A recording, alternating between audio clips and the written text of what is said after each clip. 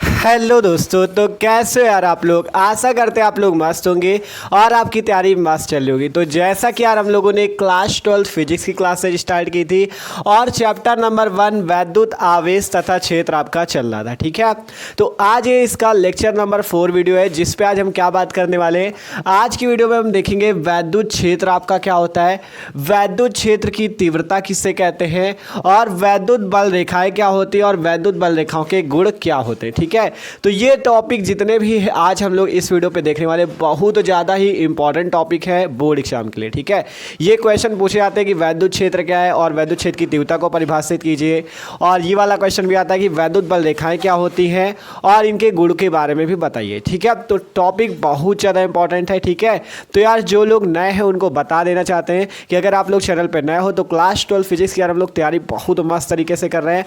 आप लोग डिस्क्रिप्शन पे जो प्लेलिस्ट है फिजिक्स की, उस पे जाके इसके पहले वाले वीडियोस से भी पढ़ाई कर सकते हो। इसके पहले वीडियो पे हमने कूलाम का नियम, कूलाम के नियम का सदिश रूप और इस चैप्टर के सारे बेसिक पॉइंट के बारे में समझा था, ठीक है। तो वो वीडियो जरूर देख लेना। तो चलो शुरू करते हैं हम लोग। वैद्युत क्षेत्र क्या होता है, वैद्युत क्षेत्र की तीव्रता और वैद्युत बल रेखाएं क्या होती है और इसके गुण क्या होते हैं। तो सब लोग भाई कॉपी पेन निकाल लो और एक एक बात को अच्छे समझ से चलना और नोट भी करते चलना। तो चलो देखते हैं, ठीक है। तो अब भैया सबसे पहले बात करते हैं वैद्युत क्षेत्र क्या होता है, इलेक्ट्रिक फील्ड किसे कहते हैं, ठीक है।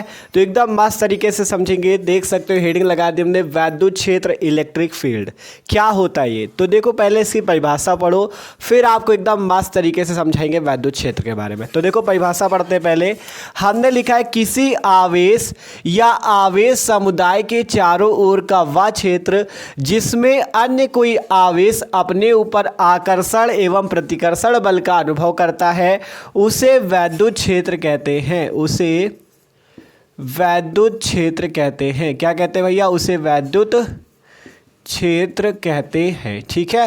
किसी आवेश या आवेश समुदाय के चारों ओर का वह क्षेत्र जिसमें अन्य कोई आवेश अपने ऊपर आकर्षण या प्रतिकर्षण बल का अनुभव करता है, उस क्षेत्र, उस फील्ड को हम लोग इलेक्ट्रिक फील्ड या वैद्युत क्षेत्र कहते हैं।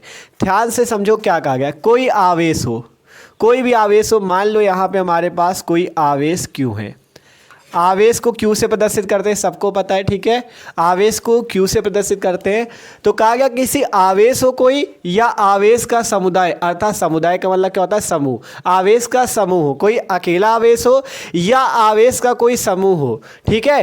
तो इसके चारों ओर का एक ऐसा क्षेत्र, इसके चारों ओर का एक ऐसा क्षेत्र, देखो मान लो यहाँ पे कोई आवेश स्थित है, कोई भी आवेश हो या आवेश का समूह, तो इस आवेश के चारों ओर का वह क्षेत्र जिसमें अन्य कोई आवेश, मान लो यहाँ पे कोई अन्य आवेश है। जैसे आपके आवेश दो प्रकार के होते हैं, पहला धनात्मक आवेश जिस पे प्लस चार्ज होता है, दूसरा ऋणात्मक आवेश जिस पे माइनस चार्ज होता है, ठीक है। हमने आपको पढ़ा रखा है आवेश क्या होता है, आवेश के प्रकार। जिसने नहीं पढ़ा, डिस्क्रिप्शन में प्लेलिस्ट है फिजिक्स की, उस पे जाके आप पहला वाला वीडियो देख सकते हो जिस पे सारे बेसिक हमने बताए हुए, ठीक है। तो सिंपल बात यह है कि वैद्युत क्षेत्र क्या होता है, किसी आवेश या आवेश समुदाय, आवेश हो या आवेश का कोई समूह हो, उसके चारों ओर का एक ऐसा क्षेत्र जिसमें अन्य कोई आवेश, जैसे मान लो अगर हम यहाँ पे प्लस क्यू आवेश लेते हैं, अन्य कोई आवेश क्या करे, अपने ऊपर आकर्षण या प्रतिकर्षण बल का अनुभव करे, तो उसे हम लोग वैद्युत क्षेत्र कहते हैं। जैसे मान लो यहाँ पे कोई आवेश है क्यू, ठीक है। यहाँ पे कोई आवेश क्यू है, मान लो हम प्लस क्यू मान लें। यहाँ पे हमारे पास कोई आवेश प्लस क्यू है, ठीक है। ये आवेश कैसा है, प्लस क्यू है। और हमने मान लो अगर यहाँ पे इस क्षेत्र के चारों ओर, देखो इस क्षेत्र मतलब ये जो आवेश है, आवेश के चारों ओर का वह क्षेत्र कहा जा रहा है। तो इस आवेश के चारों ओर का एक ऐसा क्षेत्र जिसमें हम मान लो एक आवेश ले ले प्लस क्यू, एक आवेश क्या ले ले, प्लस क्यू, मतलब प्लस क्यू आवेश हमारे पास पहले से है और इसके चारों ओर एक क्षेत्र में हम क्या ले ले, एक प्लस क्यू आवेश और ले ले। तो हमें पता है जब प्लस और प्लस आवेश होते हैं तो वो एक दूसरे को प्रतिकर्षित करते हैं। ये बातें भी हमने आपको पढ़ा रखी, ध्यान से समझो क्या कहना चाहते हैं हम आपसे। ठीक है। देखो जब प्लस प्लस आवेश होता है या माइनस माइनस आवेश होता है, ठीक है, प्लस प्लस आवेश हो या माइनस और माइनस आवेश हो तो वो एक दूसरे को प्रतिकर्षित करते हैं। और अगर प्लस माइनस, एक प्लस आवेश हो एक माइनस आवेश हो तो वो एक दूसरे को आकर्षित करते हैं, ठीक है, वो एक दूसरे को क्या करते हैं, आकर्षित करते हैं। ये बात होती है सिंपल सी। कह रहे हैं अगर प्लस और प्लस आवेश है तो वो प्रतिकर्षित करते हैं एक दूसरे को। प्रतिकर्षण का मतलब समझते हो? प्रतिकर्षण का मतलब मान लो एक आवेश ये हमने प्लस क्यू रखा, एक आवेश ये प्लस क्यू रखा, तो ये प्रतिकर्षण करते हैं, अर्थात ये कभी भी एक दूसरे को अपने पास नहीं आने देते। प्रतिकर्षण का मतलब ये एक दूसरे को दूर हटाते, अपने पास नहीं आने देते, एक दूसरे को अपने से दूर हटाते हैं, तो उसे कहते हैं प्रतिकर्षण। ठीक है, तो प्लस और प्लस आवेश, ठीक है, प्लस और प्लस आवेश और माइनस आवेश क्या करते हैं, एक दूसरे का प्रतिकर्षण करते हैं, उसे अपने पास नहीं आने देते। ठीक है, और अगर प्लस और माइनस आवेश या माइनस और प्लस आवेश है तो वो क्या करते हैं, वो आकर्षण दिखाते हैं, वो एक दूसरे को अपने पास खींचते हैं। आकर्षण का मतलब एक दूसरे को अपने पास खींचना और प्रतिकर्षण का मतलब एक दूसरे को अपने से दूर हटाना। ठीक है, तो आप परिभाषा समझो एक बार कि किसी आवेश, कोई आवेश है, उसके चारों ओर का एक ऐसा क्षेत्र जिसमें अन्य कोई आवेश, मान लो हमने अन्य कोई आवेश प्लस क्यू लिया, तो आपको पता है प्लस क्यू और प्लस क्यू आपस में मिलकर कौन सा गुण दिखाएंगे, प्रतिकर्षण का, प्रतिकर्षण का गुण दिखाएंगे, और इनके बीच जो बल लगेगा उसे बोला जाएगा प्रतिकर्षण बल। उसे क्या बोला जाएगा, प्रतिकर्षण बल। अर्थात ये प्लस क्यू के कारण, ये वाला प्लस क्यू प्रतिकर्षण बल का अनुभव करेगा, ये वाला प्लस क्यू के कारण ये जो अन्य आवेश प्लस क्यू है ये प्रतिकर्षण बल का अनुभव करेगा। ठीक है, परिभाषा यही कहती है कि किसी आवेश या आवेश समुदाय के चारों ओर का वह क्षेत्र जिसमें अन्य कोई आवेश, जैसे ये प्लस क्यू आवेश है, अन्य है कोई आवेश प्लस क्यू, तो जिसमें अन्य कोई आवेश अपने ऊपर आकर्षण बल का या प्रतिकर्षण बल का, आप देखो जैसे यहाँ पे जब प्लस क्यू लिया तो ये प्रतिकर्षण बल का अनुभव कर रहा है। अब मान लो यहाँ पे हम क्या ले ले, माइनस क्यू ले ले, यहाँ पे हम क्या कर दे, माइनस क्यू ले ले, तो माइनस क्यू क्या करेगा, प्लस और माइनस, यहाँ पे प्लस क्यू है, यहाँ पे माइनस क्यू, तो प्लस और माइनस मिलके क्या दिखाएगा, आकर्षण का गुण, और इनके बीच जो बल लगेगा वो हो जाएगा आकर्षण बल। वो कैसा बल हो जाएगा, आकर्षण बल हो जाएगा। ठीक है, वो कैसा बल हो जाएगा, आकर्षण बल हो जाएगा। ये सिंपल सी बात है।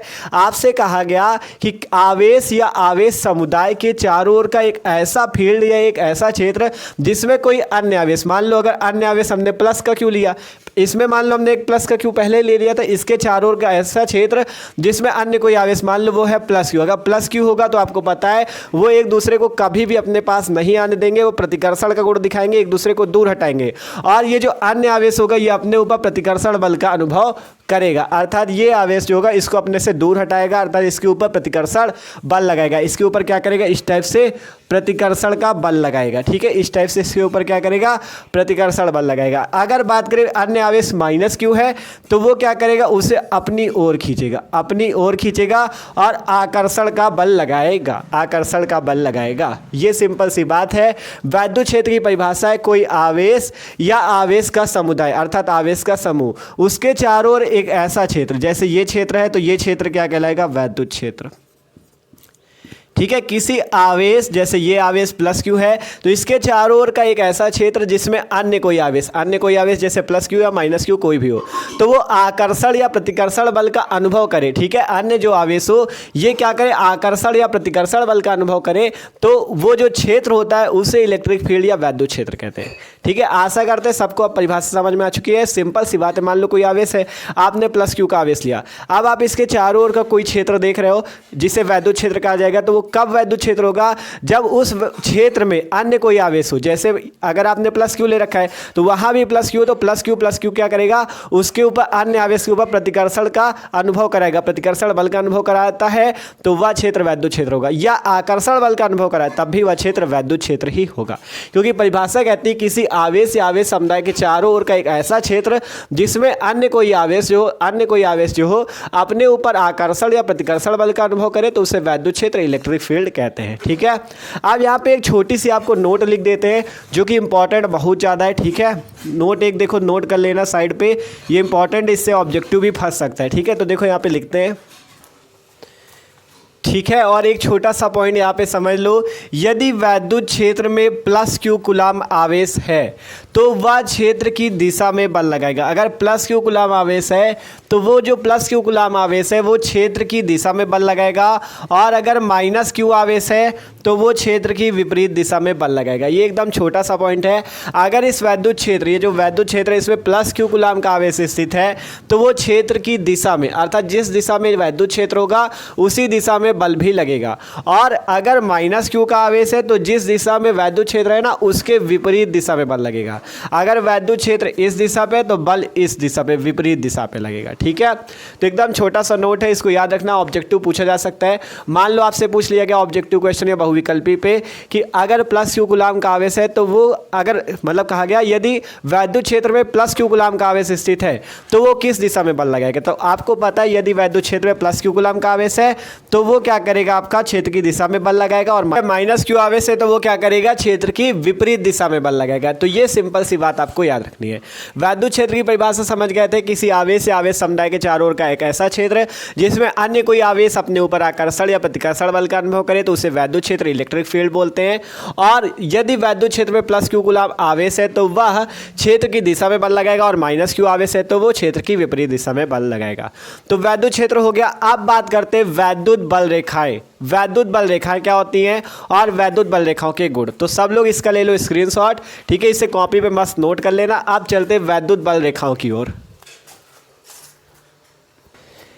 ठीक है, तो अब भैया बात करते हैं वैद्युत बल रेखाएं हमारी क्या होती है। ठीक है, वैद्युत बल रेखाएं, तो हेडिंग लग चुकी है वैद्युत बल रेखाएं। तो ये भी आपका वैद्युत क्षेत्र से ही संबंधित है। ठीक है, आप देखो वैद्युत बल रेखाओं को कैसे समझते हैं। आपने वैद्युत क्षेत्र तो समझ लिया था। मान लो कोई आवेश है और आवेश के अगर मान लो चारों ओर जो क्षेत्र होता है, ठीक है, उस क्षेत्र में अगर अन्य कोई आवेश उपस्थित है तो अन्य कोई आवेश अगर अपने ऊपर आकर्षण या प्रतिकर्षण बल का अनुभव करता है तो वो क्षेत्र वैद्युत क्षेत्र, इलेक्ट्रिक फील्ड कहलाता है। यही चीज़ था। मान लो यहाँ पे जैसे प्लस क्यू कूलाम आवेश स्थित है, इसके आगे प्लस क्यू स्थित है तो वे प्रतिकर्षण बल का अनुभव करेगा, तो ये क्षेत्र आपका वैद्युत क्षेत्र कहलाता है। ये बात सीखी थी। अब यहाँ पे देखो क्या कहा गया, यहाँ कहा गया वैद्युत क्षेत्र में किसी स्वतंत्र धनावेश के मार्ग को वैद्युत बल रेखा कहते हैं। पढ़ो, वैद्युत क्षेत्र में किसी स्वतंत्र आवेश के मार्ग को वैद्युत बल रेखा कहते हैं। क्या कहा गया, ये आपका वैद्युत क्षेत्र है। अब मान लो इस वैद्युत क्षेत्र पे कोई क्या हो, धन आवेश हो, धन आवेश, और कैसा हो, एकांक हो जिसका मान 1 हो। ठीक है, ध्यान से समझो। आपसे हम कह रहे हैं मान लो इस वैद्युत क्षेत्र में कोई एक ऐसा आवेश हो जो कि धन आवेश हो, अर्थात उस पर पॉजिटिव चार्ज हो, और उसका मान 1 हो, अर्थात एकांक हो। तो आपका क्या होगा, इसका जो मार्ग होगा वैद्युत क्षेत्र में, जो इसका मार्ग होगा उस मार्ग को वैद्युत बल रेखा कहेंगे। ध्यान से समझो। देखो परिभाषा नीचे हमने लिखी हुई है, कहा वैद्युत बल रेखाएं वैद्युत क्षेत्र में खींचा गया वह काल्पनिक निष्कोण वक्र या स्मूथ कर्व है जिस पर एक स्वतंत्र एकांक धन आवेश चलता है। ठीक है, मान लो ये वैद्युत क्षेत्र है, इस पे कोई एकांक धन आवेश कैसा होना चाहिए, एकांक, अर्थात जिसका मान 1 होना चाहिए। अगर कोई एकांक धन आवेश है तो वो वैद्युत क्षेत्र में मतलब वैद्युत क्षेत्र में एक कर्व की भांति चलता है। वो वैद्युत क्षेत्र में क्या करता है, एक कर्व की भांति चलता है। ठीक है, वैद्युत क्षेत्र में क्या करता है, एक कर्व की भांति चलता है। जैसे मान लो इस टाइप से, ठीक है, ये इस टाइप से चलता है। ठीक है, ये आपका यहाँ पे इस टाइप से आपका कर्व की भांति आपका व्यवहार करता है, इस टाइप से। ये रेखाएं आपकी कैसी रेखाएं होती, वैद्युत बल रेखाएं होती हैं। ठीक है, ये रेखाएं आपकी कैसी होती है, वैद्युत बल रेखाएं। देखो ध्यान समझने का प्रयास करो। ठीक है, हम आपसे क्या कहना चाह रहे हैं, हम आपसे ये कहना चाह रहे हैं कि आपका पहले वैद्युत क्षेत्र तो समझ गया, प्लस क्यू कूलाम आवेश मान लो है, एग्जाम्पल के तौर पर माइनस क्यू भी हो सकता है। ठीक है, ये टेंशन ना लो, प्लस क्यू कह रहे हैं तो प्लस ही क्यू होगा, माइनस क्यू भी हो सकता है। ठीक है, मान लो प्लस क्यू है तो प्लस क्यू के चारों ओर का क्षेत्र वैद्युत क्षेत्र कब होगा, जब उसके बाहर जो आवेश होगा वो अपने ऊपर आकर्षण या प्रतिकर्षण बल का अनुभव करेगा। ठीक है, अब माना गया कि मान लो इस वैद्युत क्षेत्र में एक एकांक आवेश है। एकांक का मतलब होता है एक एकांक धन आवेश है। धन आवेश का मतलब प्लस का क्यू होगा और एकांक का मतलब 1। तो एकांक धन आवेश को इस वैद्युत क्षेत्र में उसका जो मार्ग होगा, मतलब उसके चलने का जो पथ होगा, वो जो रेखा होगी उसे वैद्युत बल रेखा कहते हैं। देखो जैसे मान लो कि वैद्युत क्षेत्र में इसका जो मार्ग है कि मतलब वैद्युत क्षेत्र में कैसे चल रहा है, इस टाइप से कर्व की भांति व्यवहार करता है, इस टाइप से आपका ये चलता है, ठीक है, कर्व की तरह चलता है। तो ये जो आपका कर्व यहाँ पे बन रहा है इस टाइप से, कर्व का मतलब होता है वक्र, इस टाइप से वक्र, ठीक है। तो ये जो कर्व बन रहा है या वक्र बन रहा है वो पथ या वो रास्ता ही वैद्युत बल रेखा कहलाता है, ठीक है। ध्यान समझो, ये जो मतलब एकांक धनावेश है ये वैद्युत क्षेत्र में जिस रास्ते पे चल रहा है वही रास्ता इसका वैद्युत बल रेखा कहलाता है, ठीक है। देखो पढ़ लो, वैद्युत क्षेत्र में किसी स्वतंत्र धनावेश के मार्ग या रास्ते को वैद्युत बल रेखा कहते हैं, ठीक है। वैद्युत क्षेत्र में किसी स्वतंत्र धनावेश के मार्ग या उसका जो रास्ता है, जो उसका पथ है, उसे ही वैद्युत बल रेखा कहते हैं। और वैद्युत बल रेखा है वैद्युत क्षेत्र में खींचा गया, ये परिभाषा पूरी देना चाहो तो वैद्युत बल रेखा एक ऐसी रेखा है जो कि वैद्युत क्षेत्र में खींचा गया वह काल्पनिक, काल्पनिक का मतलब कल्पना की जा रही है, ठीक है। और निष्कोण वक्र का मतलब एक स्मूथ कर्व है, कर्व इस टाइप से बनता है, ठीक है, इस टाइप से ये, ठीक है, इस टाइप से कर्व बनता है। तो वह काल्पनिक निष्कोण वक्र है जिस पर एक स्वतंत्र धनावेश एकांक धनावेश क्या करता है, चलता है, जिस पे एक स्वतंत्र धनावेश चलता है। देखो चित्र सही से बनाए फिर आपको समझाए, ठीक है। ये आपका, ये देखो मान लो यहाँ पे आपका प्लस क्यू आवेश है इस टाइप से और इधर माइनस, ठीक है। ये तो जो वैद्युत बल रेखा होती है इस टाइप से चलती, कर्व की भांति ये, ठीक है, इस टाइप से चलती है ये, ठीक है। ये वैद्युत बल रेखाओं का जो पथ है, मतलब ये जो आपका ये जो एकांक धनावेश होता है प्लस क्यू, एकांक का मतलब जिसका मान 1 हो, तो एकांक धनावेश का जो रास्ता होता है वैद्युत क्षेत्र में उसे वैद्युत बल रेखा कहते हैं, ठीक है। उसे क्या बोलते हैं, वैद्युत बल रेखा कहते हैं, ठीक है। इस टाइप से आपकी चलती है वृत्ताकार पे, ठीक है, कर्व के रूप में इस टाइप से, ठीक है, इस टाइप से कर्व के रूप में चलती, क्योंकि आपसे कहा गया था कि वैद्युत बल रेखा वैद्युत क्षेत्र में खींचा गया एक काल्पनिक निष्कोण वक्र है, वक्र इस टाइप से बनता है कर्व की भांति, ये आपका क्या बनता है, कर्व बनता है। निष्कोण वक्र का मतलब एक स्मूथ कर्व है, ठीक है, एक स्मूथ कर्व है जिस पर आपका जो एकांक धनावेश होता है वो क्या करता है, देखो कहा गया जिस पर एक स्वतंत्र एकांक धनावेश चलता है, इस रास्ते पे क्या करता है, स्वतंत्र धनावेश चलता है, ये इसका रास्ता होता है चलने के, ठीक है। मतलब ये जो वैद्युत बल रेखा होती है इसमें स्वतंत्र धनावेश जो होता है वो चलता है इस पे, इसका ये मार्ग होता है, इसी पे ये चलता है, ठीक है। जो आपका स्वतंत्र धनावेश होता है वो इस वैद्युत बल रेखा पर ही चलता है।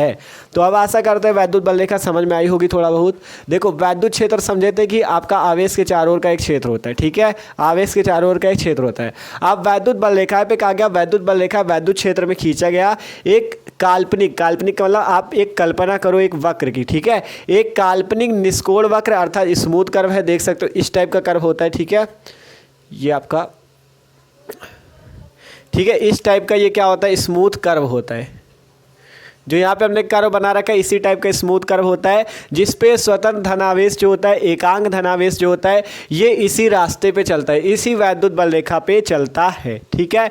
तो वो वैद्युत बल रेखा होती है, वैद्युत बल रेखा वैद्युत क्षेत्र में खींचा गया वह काल्पनिक निष्कोण वक्र है जिस पर एक स्वतंत्र धनावेश चलता है या वह उसका मार्ग होता है, ठीक है। तो आशा करते हैं वैद्युत बल रेखा भी समझ में आ चुकी परिभाषा, ठीक है, कि इसी मार्ग पे स्वतंत्र धनावेश आपका चलता है।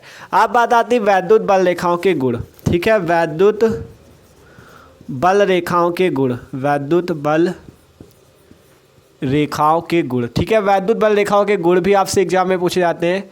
तो वैद्युत बल रेखाओं के गुण क्या होते हैं, देखो उसको समझते हैं।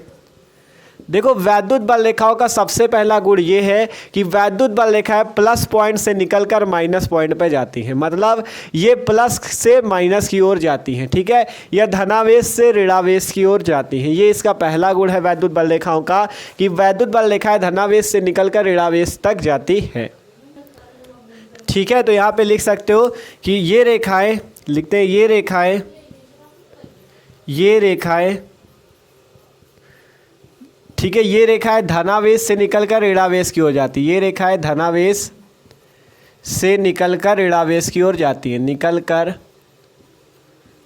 ऋणावेश की ओर जाती हैं, ठीक है, या ऋणावेश, देखो ये रेखा धनावेश से निकलकर ऋणावेश में समाप्त हो जाती, लिख सकते हो ऋणावेश में समाप्त हो जाती है, ऋणावेश की ओर जाती है, ऋणावेश में समाप्त हो जाती हैं, ठीक है, समाप्त हो जाती है।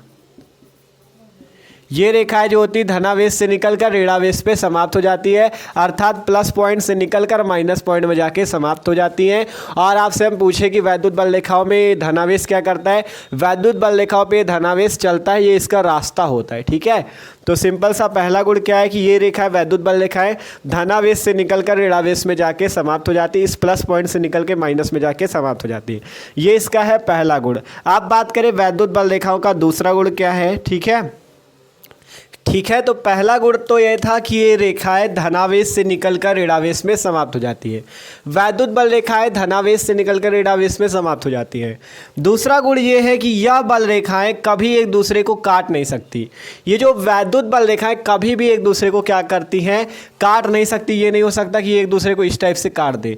वैद्युत बल रेखाएं कभी भी एक दूसरे को काट नहीं सकती, ये इसका दूसरा गुण है। ठीक है, यह बल रेखाएं कभी भी एक दूसरे को काट नहीं सकती। ठीक है, तीसरा गुण देखो, यह बल रेखाएं अपनी लंबाई की लंबवत दिशा में, ये बहुत ज़्यादा इंपॉर्टेंट है दोनों नीचे वाले।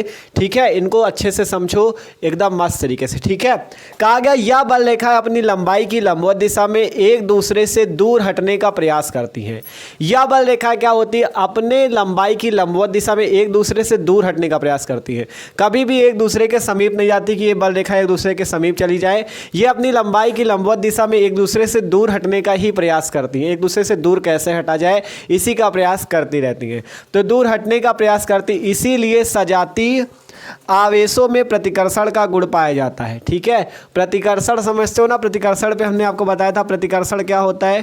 प्रतिकर्षण कौन दिखाता है, जो आपके आवेश सेम होते, जैसे प्लस प्लस आवेश प्रतिकर्षण दिखाता है, माइनस माइनस आवेश, मतलब जो आपके एक ही समान आवेश होते वही आपके प्रतिकर्षण दिखाते हैं, एक दूसरे को अपने पास नहीं आने देते। तो वैसे ही वैद्युत बल रेखाएं भी करती हैं, कभी भी एक दूसरे को अपने पास नहीं आने देती, वो अपने लंबाई की लंबवत दिशा में एक दूसरे से दूर हटने का प्रयास करती हैं। और प्रतिकर्षण में क्या होता है, एक दूसरे से दूर हटने का ही तो प्रयास होता है, एक दूसरे से दूर हटने का ही तो प्रयास होता है, कभी भी एक दूसरे को वो पास नहीं आने देते।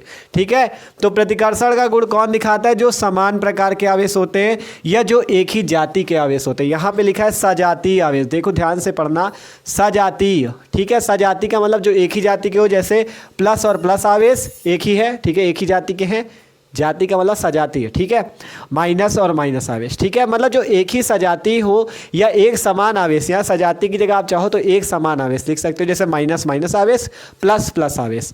तो कहा गया यह बल रेखाएं अपनी लंबाई की लंबवत दिशा में एक दूसरे से दूर हटने का प्रयास करती है। सीधा सीधा बात करें तो वैद्युत बल रेखाएं हमेशा एक दूसरे से दूर हटने का प्रयास करती, कभी भी पास नहीं आती, और दूर हटने का प्रयास करती। इसी कारण सजातीय आवेश अर्थात प्लस प्लस आवेश और माइनस माइनस आवेश में क्या होता है, प्रतिकर्षण गुण पाया जाता है। कहे देखो कहा गया ना कि यह बल रेखा अपनी लंबाई की लंबवत दिशा में एक दूसरे से दूर हटने का प्रयास करती है, इसीलिए सजातीय आवेशों में प्रतिकर्षण का गुण पाया जाता है। जो आवेश एक ही जाति के एक समान आवेश होते जैसे प्लस प्लस और माइनस माइनस, उन पे प्रतिकर्षण का गुण पाया जाता है। चौथा नंबर पढ़ो, यह खींची हुई लचकदार डोरी की तरह सिकुड़ने का प्रयास करती है, इसीलिए विजातीय आवेशों में आकर्षण का गुण पाया जाता है। अब क्या कह दिया गया कि ये जो बल रेखाएं होती हैं ये आपका लचकदार डोरी की तरह क्या करती, सिकुड़ने का प्रयत्न करती हैं। ये जो बल रेखाएं होती हैं लचकदार डोरी, जैसे जैसे डोरी नहीं लचकदार लचक में रहती है, उसी तरह ये भी क्या करती, लचकदार डोरी की तरह सिकुड़ने का प्रयत्न करती हैं, जिसके कारण, और सिकुड़ने का प्रयास करती, आकर्षण आपने पढ़ा है, आकर्षण, आकर्षण। ठीक है, देखो नीचे शायद दिख ना रहा हो, आकर्षण। आकर्षण क्या होता है, आकर्षण पे जो आपके जैसे प्लस आवेश या माइनस और प्लस आवेश होते हैं। ठीक है, माइनस और प्लस आवेश जो होते हैं वो एक दूसरे को अपनी ओर आकर्षित करते हैं, एक दूसरे के पास आने का प्रयास करते हैं। तो वही कहा गया यह खींची हुई लचकदार डोरी की तरह सिकुड़ने का प्रयास करती है, इसीलिए विजातीय, विजाति का मतलब जो एक जाति के ना हो, जैसे एक प्लस हो एक माइनस हो, एक माइनस हो एक प्लस हो, मतलब जो एक जाति के ना हो, तो प्रयास करती, इसीलिए विजातीय आवेशों में आकर्षण का गुण पाया जाता है। क्योंकि जब आपका ये जो वैद्युत बल रेखा होती है लचकदार डोरी की तरह सिकुड़ने का प्रयास करती है, और सिकुड़ता कौन है, आकर्षण में भी तो यही होता है, प्लस आवेश माइनस आवेश एक दूसरे की ओर जाते हैं, सिकुड़ते हैं, एक दूसरे के पास जाते हैं। तो वैसे ही खींची हुई लचकदार डोरी की तरह वैद्युत बल रेखाएं भी सिकुड़ने का प्रयास करती, इसीलिए विजातीय, विजाति का मतलब जो एक समान रूप के आवेश नहीं होते, जैसे एक प्लस हो एक माइनस हो, तो ऐसे आवेश क्या करते हैं, आकर्षण का गुण इनमें पाया जाता है। तो ये है वैद्युत बल रेखाएं और वैद्युत बल रेखाओं के गुण। आशा करते सबको समझ में आया। पहले बात बात हुई वैद्युत क्षेत्र में किसी स्वतंत्र धन आवेश का जो रास्ता होता है, जो उसका मार्ग होता है, उसे वैद्युत बल रेखा कहते हैं। फिर एक लाइन डिफिनेशन हमने लिखी इसकी कि वैद्युत बल रेखाएं वैद्युत क्षेत्र में खींचा गया वह काल्पनिक निष्कोण वक्र या आपका स्मूथ कर्व है जिस पर एक स्वतंत्र एकांक धनावेश चलता है या वह उसका मार्ग होता है। फिर वैद्युत बल रेखाओं के गुण, ये रेखाएं धनावेश से निकलकर ऋणावेश में समाप्त हो जाती हैं। ठीक है, ये वाला आप लोग चित्र बना लेना। ठीक है, ये धनावेश से निकल के ऋणावेश में समाप्त हो जाती हैं, ये वाला चित्र आप लोग बना सकते हो। ठीक है, फिर ये बल रेखाएं कभी एक दूसरे को काट नहीं सकती, ये बल रेखा कभी एक दूसरे को काटती नहीं है। फिर यह बल रेखा अपनी लंबाई की लंबवत दिशा में एक दूसरे से दूर हटने का प्रयास करती है, इसीलिए सजाती का मतलब जो आपके एक ही जाति को, जैसे माइनस माइनस और प्लस प्लस एक दूसरे, ठीक है, सजातीय आवेशों में प्रतिकर्षण का गुण पाया जाता है। और यह फिर चौथा नंबर गुण है वैद्युत बल रेखाओं का कि यह खींची हुई लचकदार डोरी की तरह सिकुड़ने का प्रयास करती है, इसीलिए विजातीय आवेशों में आकर्षण का गुण पाया जाता है। तो ये हो गए वैद्युत बल रेखाओं गुण और वैद्युत बल रेखाएं। आशा करते हैं सबको ये भी समझ में आ गया। वैद्युत क्षेत्र देख लिया, वैद्युत बल रेखाएं देख ली। अब बात करते हैं वैद्युत क्षेत्र की तीव्रता, जिसे बोलते हैं इंटेंसिटी ऑफ इलेक्ट्रिक फील्ड, वो भी बहुत इंपॉर्टेंट। ठीक है, तो आशा करते हैं सबको वीडियो अच्छा लग रहा होगा। तो अच्छा लग रहा हो यार तो लाइक कर दो और प्यारा से कमेंट भी कर देना कि हाँ भैया अच्छा लग रहा है। ठीक है, और यार वीडियो को अपने दोस्तों के साथ भी शेयर किया करो, जिससे उनकी भी पढ़ाई मस्त चल सके। ठीक है, क्लास 12 फिजिक्स की भी तैयारी हो रही है चैनल पे और क्लास 12 केमिस्ट्री की भी। डिस्क्रिप्शन पे जैसे ही जाओगे फिजिक्स की भी प्लेलिस्ट आपको मिल जाएगी और केमिस्ट्री की भी प्लेलिस्ट मिल जाएगी, दोनों से जाके मस्त तैयारी अपनी कर सकते हो। ठीक है, तो चैनल को सब्सक्राइब कर लो और मस्त तैयारी करो। आप कर लो इसका स्क्रीनशॉट। आप देखते हैं वैद्युत क्षेत्र की तीव्रता।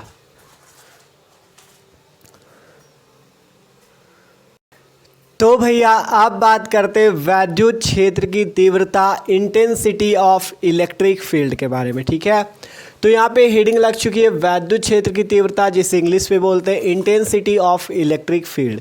क्या होती है वैद्युत क्षेत्र की तीव्रता? तो परिभाषा पढ़ सकते हो, हमने लिखा है एकांक परीक्षण आवेश पर लगने वाले वैद्युत बल को वैद्युत क्षेत्र की तीव्रता कहते हैं।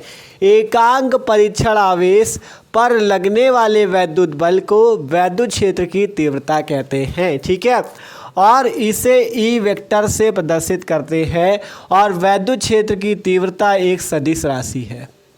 सदिश राशि होने की वजह से ही इसके ऊपर ई और इस टाइप से वेक्टर भी लगा हुआ है। ठीक है, चाहे ई से प्रदर्शित कर दो या इसके ऊपर वेक्टर लगा दो तो कोई दिक्कत नहीं, चाहे आप ई से प्रदर्शित करो या वेक्टर लगाओ या ना लगाओ। ठीक है, बस ये जान लो एक सदिश राशि ये, इसके ऊपर वेक्टर लगता है। ठीक है, तो देख सकते हो इसे ई से प्रदर्शित करते हैं। और परिभाषा क्या है? एकांक परीक्षण आवेश पर लगने वाले वैद्युत बल को वैद्युत क्षेत्र की तीव्रता कहते हैं। अब मान लो यहाँ पे माना लिखते हैं, माना, ठीक है, लिखते हैं माना यदि Q0 परीक्षण आवेश, Q0 परीक्षण आवेश, देखो परीक्षण आवेश को Q0 से प्रदर्शित करते हैं। ठीक है, Q और यहाँ पे नॉट। ठीक है, माना यदि Q0 परीक्षण आवेश पर लगने वाला वैद्युत बल, पर लगने वाला वैद्युत बल F